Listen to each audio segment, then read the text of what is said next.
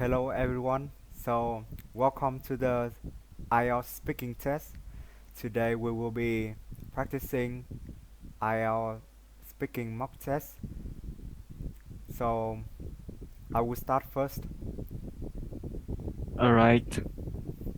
This is your first part of IELTS speaking test. First question: what is your favorite subject? Well, I don't actually have much interest in any subject, but if I had to say, I think my favorite one would be English because it significantly improves my communication skills.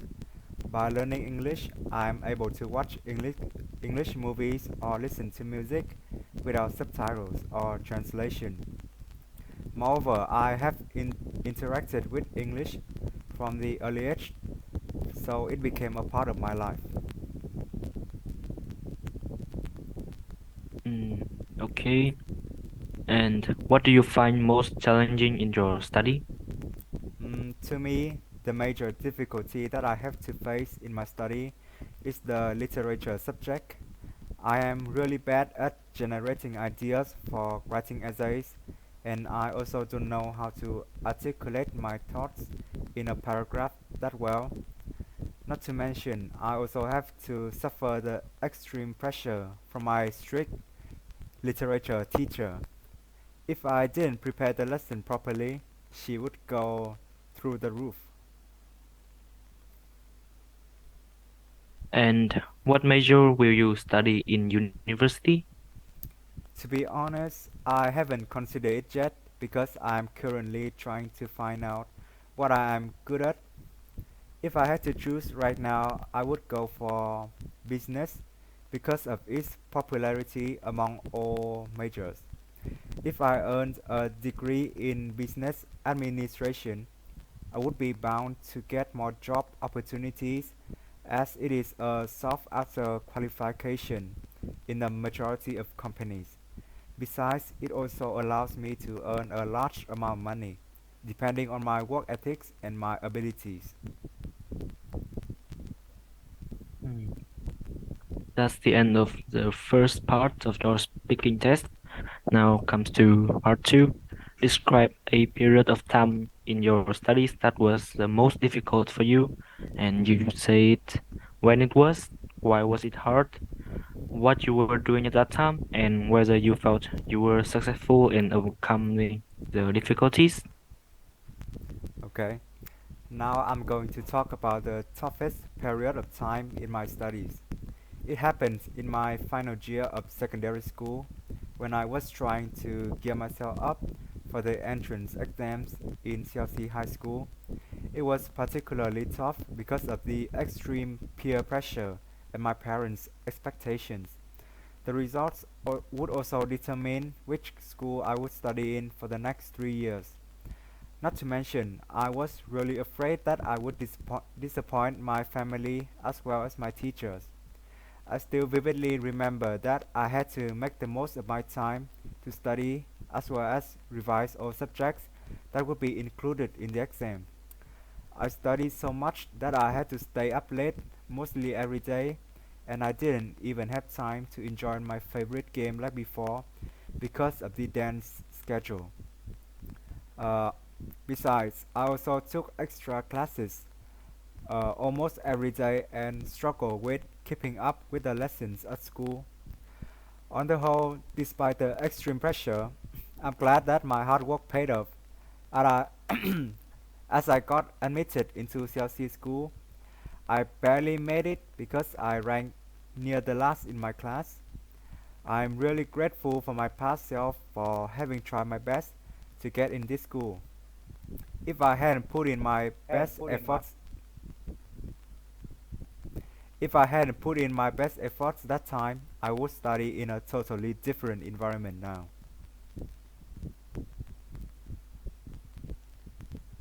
Now turn to part three. The first question is, how are education in priorities today different from those in the past? In my opinion, the education priorities today are somewhat different from those in the past. Until this day, the general education in the world has always prioritized main national curriculum such as mathematics, literature, physics, and so on. However, in a fast-changing world we are in today, students are also required to take lectures on new fields like technology, economy, and laws. Not to mention, students nowadays also have to acquire imperative communication skills in order to improve their presentation skills as well as argumentation skills. All of these were never laid down in the past. And what problems are there in schools' curriculum today? I think school's curriculum nowadays is pretty stable as it improves students' knowledge. However, to me, there is a major issue in it. I believe that some of these subjects are not relevant for students to implement it in real life. To take an example, in Vietnam, the students' schedule in school includes technology subject where they have to learn about planting a tree, designing the frame construction, and so on. It is not guaranteed that everyone will do these jobs in the future. So, therefore, I think this subject is completely redundant. And last question, how well do you think schools should prepare young people for working life? From my perspective, schools play a key role in gearing us up for the adulthood where we have to take charge for our own decisions. Aside from teaching us the main subjects like math, literature, and so on, every school ought to incorporate it with teaching crucial communication skills in order to guide students how to deal with unexpected scenarios.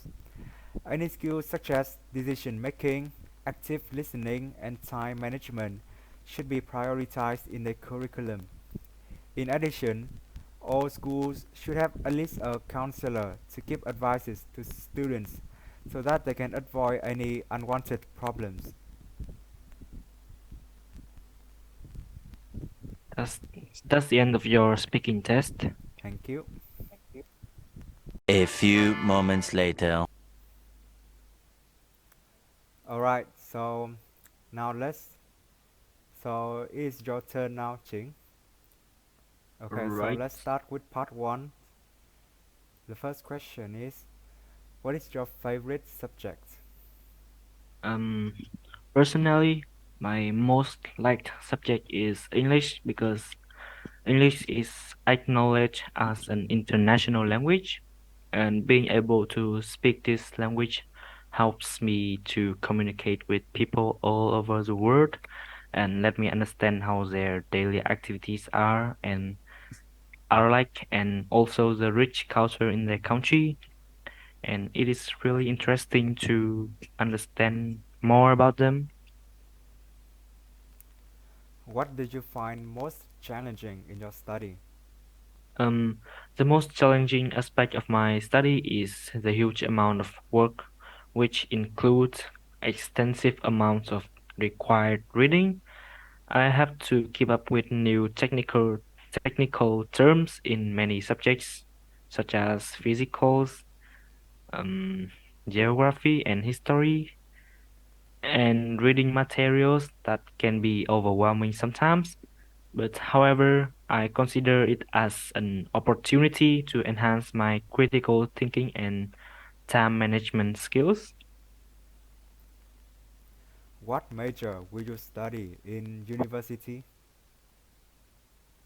I think the major I will take in university is economics because it equips me with the acquisition of analytical and critical thinking skills, um, a deep understanding of market dynamics, and the ability to assess and interpret economic trends. And this can be invaluable in real life for making informed decisions, understanding global issues, and navigating personal and professional financial matters. Additionally, economics majors often develop strong research skills and enhancing my problem-solving capabilities. Alright, so that's the end of part 1. Now let's move on to part 2.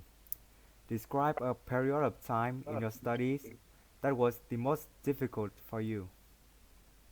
So today I would like to talk about the toughest period that I have to face during my studies. It occurred in my final year of secondary school when I was preparing for the high school entrance test. So my first priority was Laokai Gifted High School, which is one of the most prestigious schools in my city.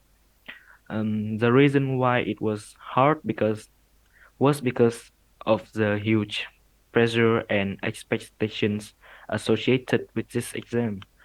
Its results would determine the high school I would be admitted to, the normal high school or a gifted one, therefore shaping my future career prospects. The competition was really intense, with countless students applying for limited spots in this prestigious school, and the fear of disappointing my family and teachers further added to the stress. And during that time, I spent long hours self-studying in the evenings and weekends while attending school during the day. I focused on revising all the subjects covered in the exam, from mathematics to literature and English. And to overcome the difficulties, I had various strategies, such as asking for guidance from my teachers, taking extra classes 4 days a week, and forming study groups with my classmates to help each other out.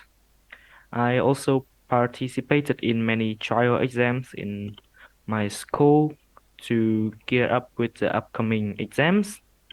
And of that, even though it was tiring, I'm happy to say that my hard work paid off as I got accepted into my dream high school. And I'm grateful for that period when I look back because it taught me how to thrive when facing tough challenges, and those skills have continued to help me throughout my academic journey. Alright, thank you. So let's turn to part 3. How are education priorities today different from those in the past? I think that in a fast changing world we are in today, education priorities present a notable change from those in the past, with an increased emphasis on fostering ingenuity and a commitment to demystifying traditional approaches. Unlike historical priorities that often centered around memorization, encouraging students to think creatively, problem solve, and innovate. And in our current society, education opens more opportunities for a wider skill set that were not offered in the past. Like, for example, colleges and universities have more specific majors or courses as compared to before. And education has also involved the use of modern technology such as computers and other gadgets that were not present in the past. Also, this wasn't adapted in high school. What problems are there in schools' curriculum today? To the best of my knowledge, in today's educational landscape, there are certain issues bound to the curriculum that warrant attention. One notable challenge is the fast-paced evolution of technology, which is not always seamlessly integrated into the curriculum. Schools are bound to encounter with difficulties in keeping up with the latest advancements and incorporating relevant digital skills training.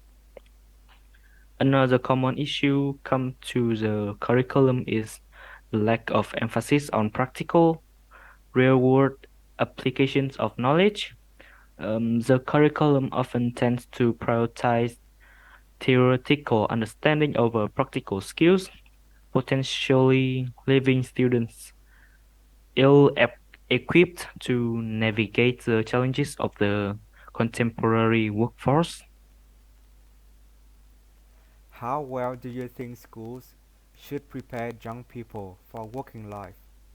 To me, schools play an important role in shaping the future of young people and should be on hand to adequately prepare them for working life.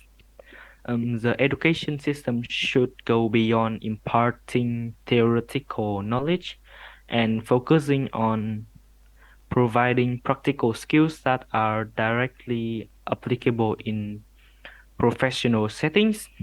Schools should be prepared to instill a strong foundation in essential subjects such as mathematics, language, and science. This ensures that young people are not only equipped with theoretical understanding but also possess practical skills that can be directly applied in various work environments. And moreover, schools should be on hand to foster critical thinking, problem solving abilities, and effective communication skills. These competencies are invaluable in the professional realm where adaptability and creativity are highly prized, and ensuring that young people develop these skills during their educational journey prepares them to navigate the complexities of the modern workplace. Alright, thank you. That's the end of IELTS speaking mock test. Goodbye and see you again. Okay.